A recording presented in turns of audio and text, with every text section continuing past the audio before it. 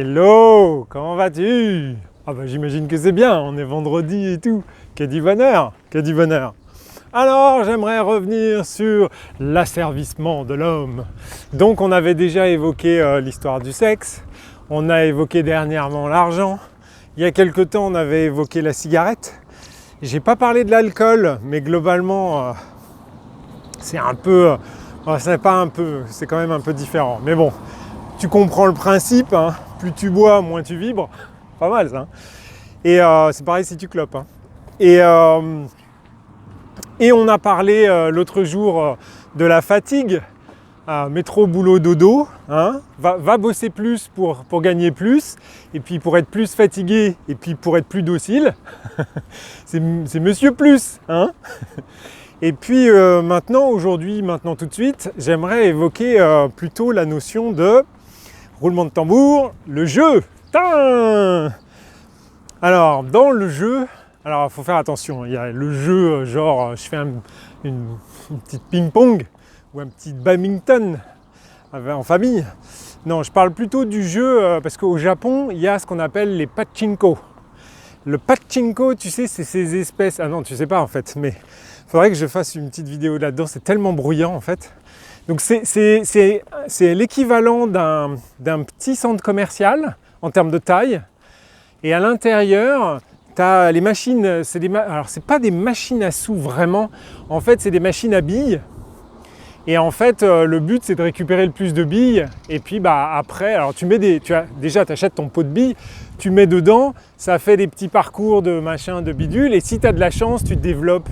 Si tu as de la chance, ça te fait tourner... des roulettes, des machins, et tu gagnes plus de billes. L'objectif, c'est toujours gagner plus, tu as bien compris. Hein, tu travailles plus pour gagner plus, et là, tu joues des billes pour en gagner plus, tu vois. Comme à la cour de récré quand tu étais petit, tu vois. Tu n'allais pas à la cour de récré avec tes billes pour les paumer. Bah là, c'est pareil. Et alors, ce qui est infernal là-dedans, c'est que ça pue la clope, parce qu'au Japon, il n'y a pas les lieux publics et machin. La cigarette c'est vraiment particulier et dans ces lieux-là, alors je sais pas parce que j'y suis pas allé mais ça fait longtemps que je suis pas passé devant, mais avant tu pouvais fumer et je crois que tu peux plus mais que ça sent toujours. En fait quand tu passes à côté, les portes s'ouvrent et tu sens l'odeur de la cigarette.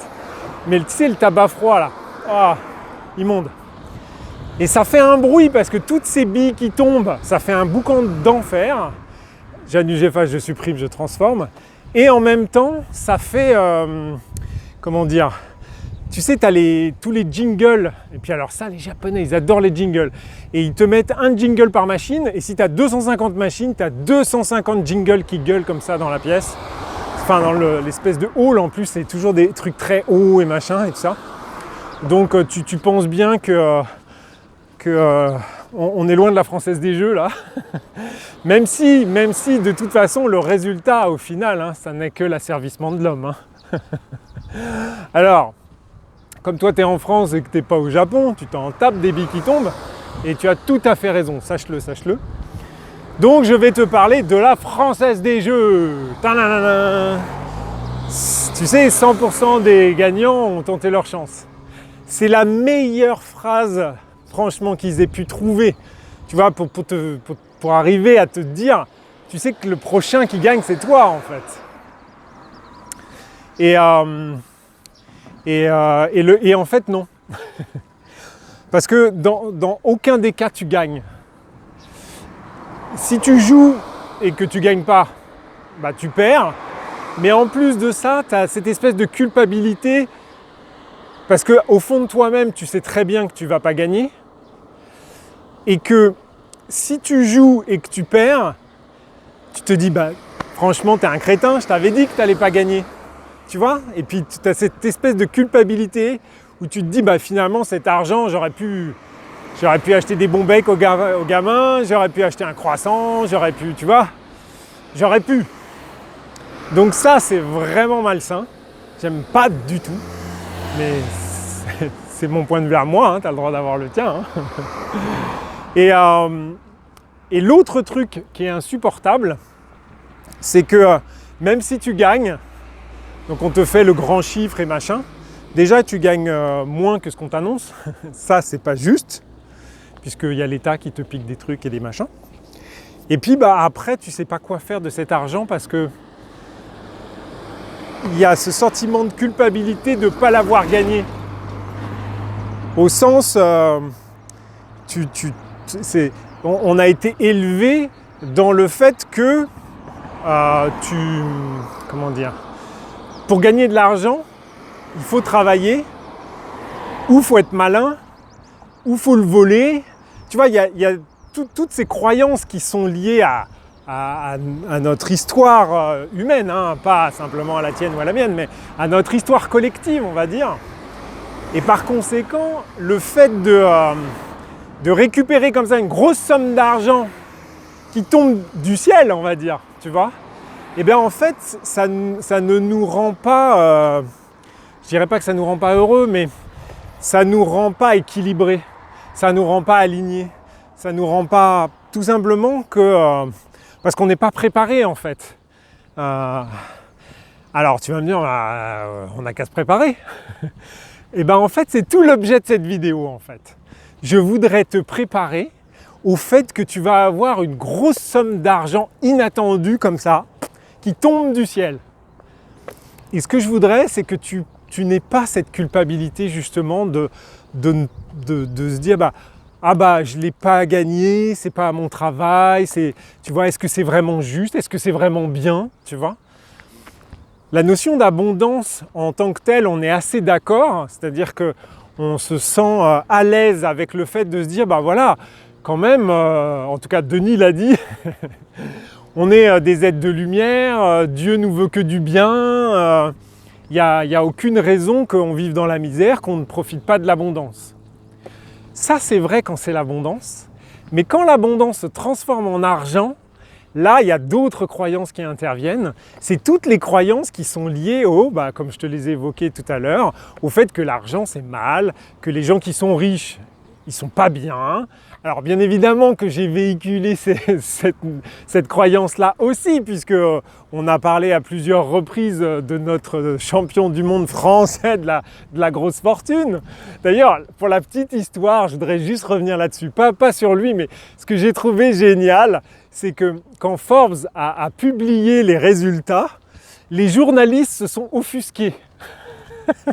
Mais ils ne se sont pas offusqués que le mec, il ait quasiment doublé son patrimoine personnel en dizaines de milliards. Non, ils se sont offusqués de la manière dont ça a été calculé. Je trouve ça extraordinaire en fait. Donc c'est pour ça, je voudrais que tu te sentes vraiment déculpabilisé. Si jamais tu as un gros chèque qui arrive sur ton compte en banque, tu ne sais pas d'où ça vient, appelle-la Providence, d'accord? Sens-toi à l'aise avec ça. Et pour te sentir à l'aise avec ça, je pense que on n'a rien de mieux que de se faire un petit nettoyage. Et tu vois, regarde, on va profiter de la situation. Tu vois qu'il y a un cours d'eau. Alors hop, je vais me mettre là. Tu vois l'eau qui coule là.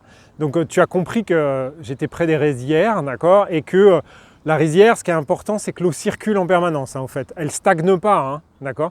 Alors, bien évidemment, on est envahi de moustiques, mais elle ne stagne pas, l'eau, d'accord? Ça, c'est super important. Et donc, comme tu peux le constater, l'eau ruisselle. Donc, je te propose de laisser l'eau prendre cette croyance pour nous. On va relâcher ça. Allez, on y va. On va se mettre ça sur l'eau. Voilà. Et puis il y a le vent qui souffle, on va faire d'une pierre deux coups là. On va demander au vent, on va demander à l'eau qui ruisselle.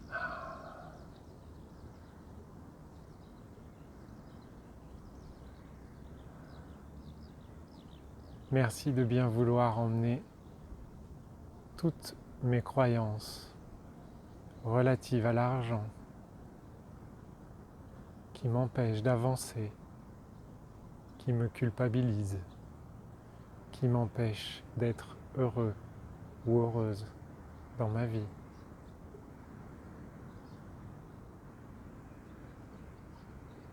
Je les laisse librement s'écouler dans l'eau.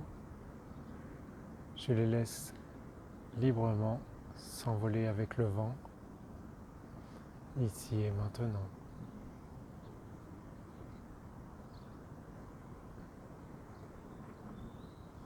C'est fait.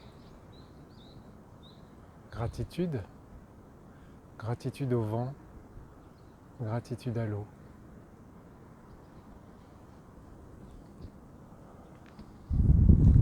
Ben voilà, que du bonheur, que du bonheur. Bon, bah dépense pas tout, hein? Et puis arrête de jouer, franchement, arrête de jouer. Tu mets des espoirs dans quelque chose qui est indépendant de ta volonté. Et en fait, c'est justement ça, prendre sa place, être présent, être conscient. C'est ne pas laisser le destin décider comme ça. C'est pas comme ça que...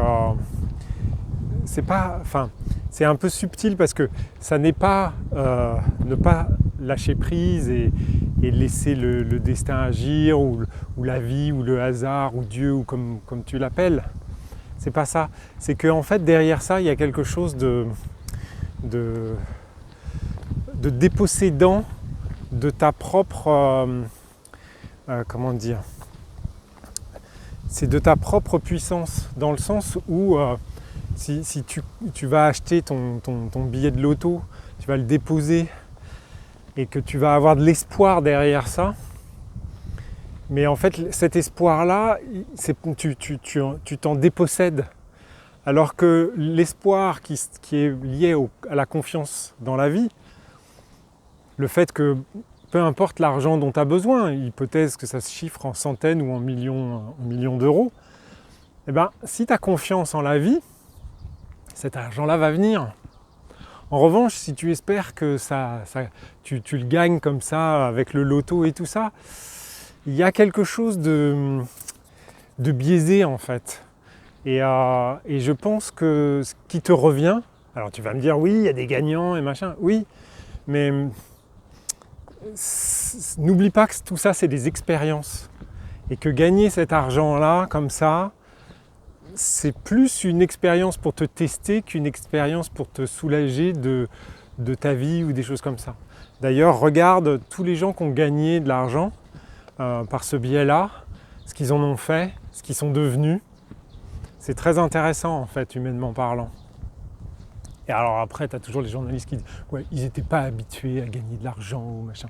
Non, c'est pas que ça en fait. C'est pas que ça. Donc voilà. Donc sur ce, maintenant que tu sais économiser de l'argent pour t'acheter des pains au chocolat, eh bien je te souhaite bon pain au chocolat, parce que dans le chocolat, il y a des petits trucs bien sympas qui font que, in fine, on est heureux dans sa vie. Mangeons du chocolat. Je te souhaite un super vendredi, et puis je te dis à demain. J'aurai une surprise peut-être.